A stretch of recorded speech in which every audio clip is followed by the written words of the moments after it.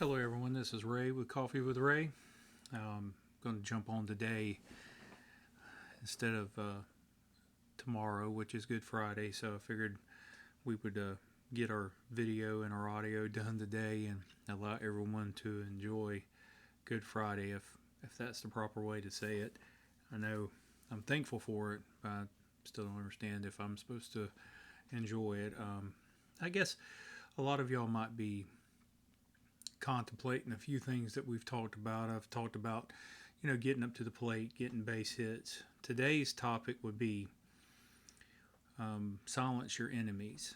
So, and this might not be what everyone wants to hear, but it's probably something that everyone needs to listen to. So, silencing your enemies has very little to do with you not listening to the naysayers in your life, but it has a lot more to do with you quieting the voices in your head and all of them. So I know I've got quite a few in my repertoire, I guess, if I said that word right. But when it comes down to it, we do have people in our lives when we try to do something that will not support us. And it usually comes from family and friends or people that just want the best for you. And I will say want the best for you because they want the best for you in their definition. And I don't think we need to be working on other people's definitions. So there's a few parts to this that I want us to just really take a few minutes and have reflection on. If we don't have our mindset right for ourselves and what we want to accomplish, if that be college or business or whatever it is, then we're going to crumble at the first sign of any kind of adversity. The moment someone tests us in our desire to do this, we're going to fail quietly. Now, failing quietly means we never start.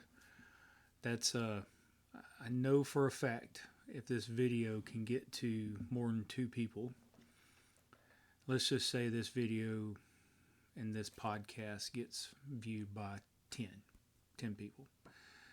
There is at least 5 of you who have thought something up, realized it was a passion of yours, or you wanted to do it. If it'd been a 5K, or if it'd be starting a business, or going to college, or founding a church, or whatever it is, but you never got to the launching point because when you started seeking out soft acceptance for your ideas, it didn't work very well. So I have to say that I'm extremely guilty of this. I've lived the majority of my life in the shadow of a very successful, very determined individual. That's how I'll put it. And I've never honestly believed that what I could accomplish would ever be acceptable.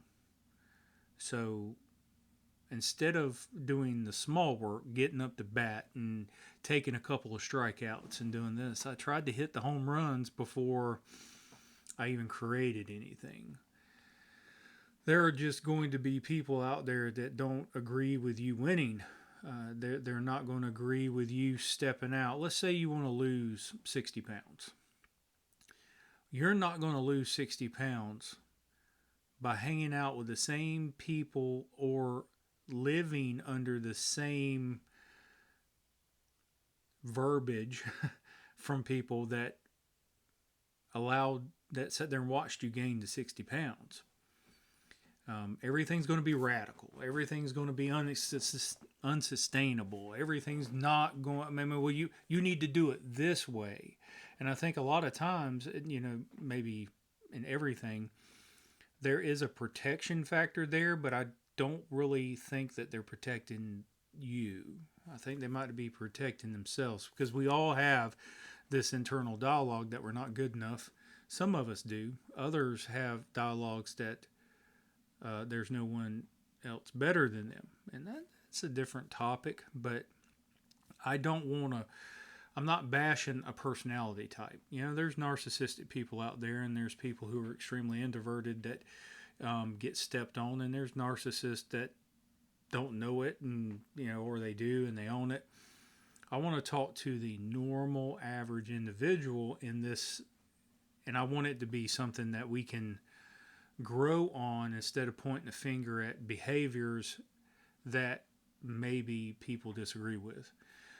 If we're not learning from everything, then we're really losing the value of what it can do for you. So, some of the lessons I've learned about a lot of different things, including business, has been from people who honestly did not match up even remotely with my morals, my decision making, but I watched them do it their way. Well, that's what you have to do. So, if we go back to the topic of losing 60 pounds, let's say there are certain foods you're just not ever going to be able to eat again. Well, that's radical. That's not going to be comfortable. That's not going to be easy for someone else to be around, but you've got to stick to your guns. Let's say you want to start a business, and your business idea, there's a lot of competition, and there's a lot of investment with sweat equity that you would have to put into it.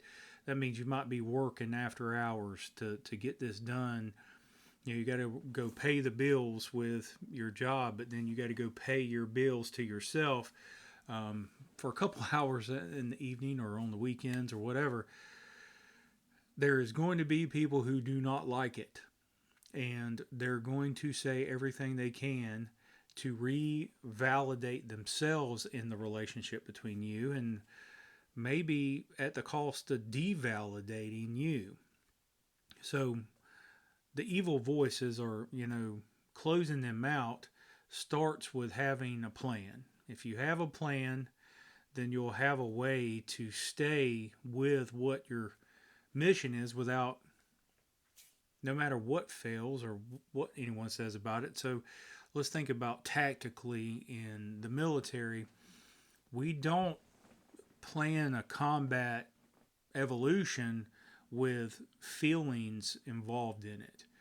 We bring facts to the table, and with them facts we make decisions, and with them decisions we calculate errors and cost and that the likelihood of success.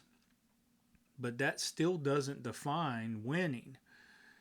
There has been numerous battles that you can go study, from Patton to Chesty Puller to Patton probably being one of the biggest ones, is where he took normal tactics and made them do very outrageous results because people believed in him. But then he believed that persistence and consistency would win no matter who was applying it. We talked about that 100-hour rule that's been popping up everywhere for some reason. 18 minutes a day for 365 days, around 100 hours, can make you probably better than the majority of people out there doing something. So if you want to be a web designer, then go spend the time in learning how to be the best web designer. You don't have to be the best. You just need to be good enough to get a first customer. If you're a woodworker, you don't have to build a house. You could build a table, or you could build some wall art to get your first customer. There is no reason not to go after something just because what everyone else is doing in their finished product or in the end of their products don't look like yours. So, taking it to the money side, let's just say you want a landscaping company in Florida, which, landscaping, HVAC, plumbing, I mean, there's, the service trades, there's 1,000 of them out there in a square mile, but There's only about 1 or 2% of them that really do the majority of the work. And the reason why is because the other ones are chasing all the big fish, and they're not fishing for the fish that their line can hold. Um, the worst thing for a small business to ever do is get a customer that they can't provide, the top line quality service to. The worst thing that can happen to someone wanting to lose 60 pounds is to lose 26 of it in 30 days, is because it's so hard to win and continue to try like you're not winning. So the voices in your head, while most of the time mine are negative, I don't know. Hopefully, there's people out there that don't have as much negative talking as mine. But we quit too soon. We take our foot off the gas way too fast when we win. So that's the reason why I say put your 6, 5, 4, 3, what, how many ever you want to put on a piece of paper every day, and go get them done every day. So it's non-negotiable. And I think so many things in this world right now have become so negotiable and so your way, and do what makes you feel good. Well, I've never talked to anyone who was ever successful that felt good about it every day. And if the truth be told, there was probably more days that they did not feel good than they did, and the days that they felt good were temporary, and sometimes they distracted them from the ultimate goal. So people are so scared to commit to something that might not ever not need your commitment. We want to go work out 2 or 3 times and the weight loss happen and stay off. We want to go start a business, get one customer, and then we want to be taken care of, and that business to be uber successful with the least amount of effort from us. We want to go to college, make 1A on the easy class, but we want the A's from the hard class without. So the evil in your head sometimes is the good and bad. It's the word saying you're not good enough, you're never going to make it. Then it's the words, hey, look, you've arrived. You've got it all figured out. So it is the narcissist and the, I guess you could say, the introvert that we all have, because we all have them. I would say that if you don't believe you have narcissistic behavior, then plug in a, challenge you to plug in something to your mind and let someone else listen to it, and they will guarantee you that they would say that there's some selfish and narcissistic and demeaning things going on in your head, and it is considered, in my faith, it sinful behavior, or the sin nature, the two natures of humankind. We want to do right, but we always have this dialogue going on in our head that sometimes is wrong, or most of the time wrong. And the difference between the good and the bad people are the ones who, we all have bad thoughts, and we all talk bad to ourselves and the other people in our head. It's the people who filter that and live differently than sometimes they feel and think is what really makes the difference. And I think if we can just grab a hold of one concept really, really fast, and we just do the work as if it's the goal. Man, I love I love my job. I love going out here and banging on doors and talking to people about making their companies more energy efficient and all the new products and all the new technology. I have an endless supply of awesome stuff to go out there and talk to people, but not a lot of people want to hear it, and that's just part of the process. I have to be in love with the stuff that doesn't get a lot of results but leads to the massive results. So in my, my personal business, I have to maybe give away some services a little cheaper because I'm not that high quality catch out there. I've got to, just put myself in a position where I can prove to someone that, I'm worth my weight. But then I just love doing the work.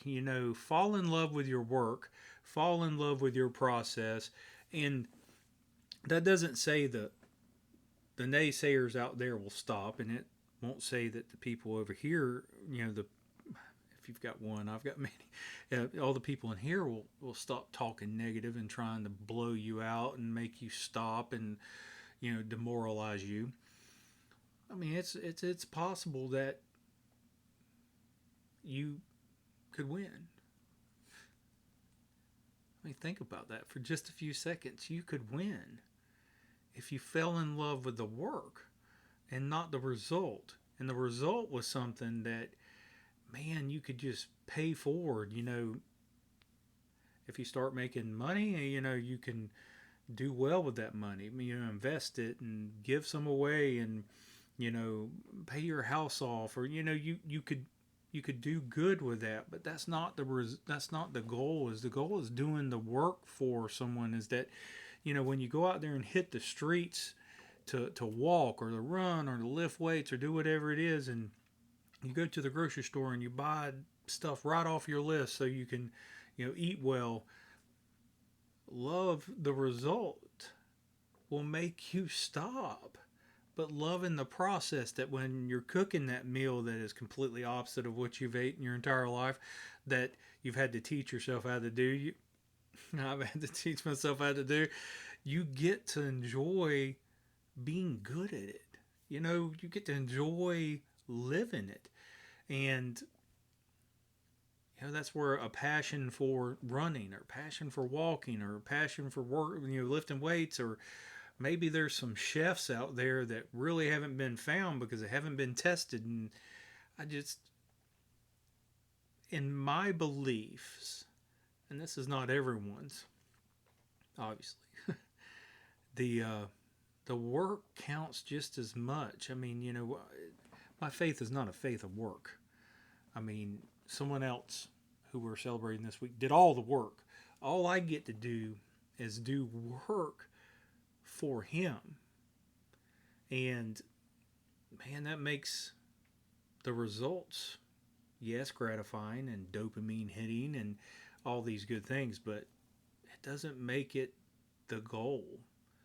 The goal is for me to get up every morning and have joy in my process, not joy in my victory.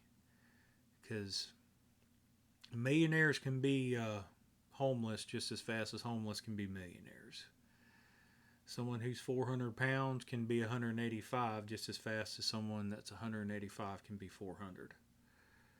A business can be wildly successful with thousands of clients, and the doors can be locked and bankruptcy in the same amount of speed. A lot of times the reason why things change is because we change what we're focusing on. And if you're starting a business, you're not going to be good at everything. You're not going to be good at everything. There's going to be a bunch of evil little spots of your business that you just stink at. So there will be a time where someone might have to do your books so they actually get done. And there might be a time where someone has to do organization because it won't get done. But in the immediate, you're going to have to do these things because there's no way you can teach someone to do something for you that you haven't done it. Now, I've been a salesman a long, long time. I mean, I think even when I was running my exterior restoration company, I was still a salesman. I think salesmen don't get a lot of credit for their ability to adapt, but then I don't think a lot of owners, from a certain generation can understand that the sales market, if you're looking to get into something, I mean, sales is a great place to be if you like doing, the same stuff over and over every day. Um, it can be very, very daunting. Honestly, I was, you know, a lot younger at the first of the week. No, just kidding. I've been old for a while, but um, the profession of salesman or saleswoman is really something that is this is a full-time position now, and instead of it being this in between real jobs, this is a real job, and there's companies out there that are doing this full-time and all they do is sell for other companies and stuff. So I think the respect for what people can do is I don't I mean you just have to be wise in who you judge. So, how do we shut these things off? To close this up, how do we shut all this stuff off? How do we shut off the evil voices and the evil talk and all that stuff? Is that, we get a plan, we understand what we want, and then we go after what we want. That's it. And we got to write that down, and we've got to do small things. Get up to bat every day, make sure you're building your team, and then swing the bat. Don't look through pitches. So, to quiet them, a lot of times the fastest way to quiet negativity in your life or even around you is some people are going to have to go. Their opinion's going to not have to matter. And then your opinion is going to have to matter. And you're going to have to be able to stand up to yourself to continue to do the hard work every day. Plain and simple. And really, the work's not as hard as what people think. It really just, it's enjoyable if you let it be. So, happy Easter, everyone. Have a great weekend. I know this is the CEO, Christmas, Easter, and other holidays kind of place. Invite someone to go to your church with you. Don't be that guy or gal that decides to not give someone the opportunity. And then last but not least, the phone number is 988. If you feel as if your life doesn't count and doesn't matter and you've contemplated taking it, or even reasoning why you should still be alive, let's pick up the phone. Call a friend, call a family member. 988 is the suicide hotline. And or go find someone. Get out of your house. Go to Publix. Go to somewhere. Get around other people, because here's what I'm asking you to do. One more minute, one more hour, and one more day. And don't go into that one more day without help and being honest with somebody. People die because of secrets. Don't die because of a secret that really is not yours to keep, but it is yours to walk with and heal from. Consequences aside from negative or bad behavior, there is a plan for your life, and I want you to be able to see through that.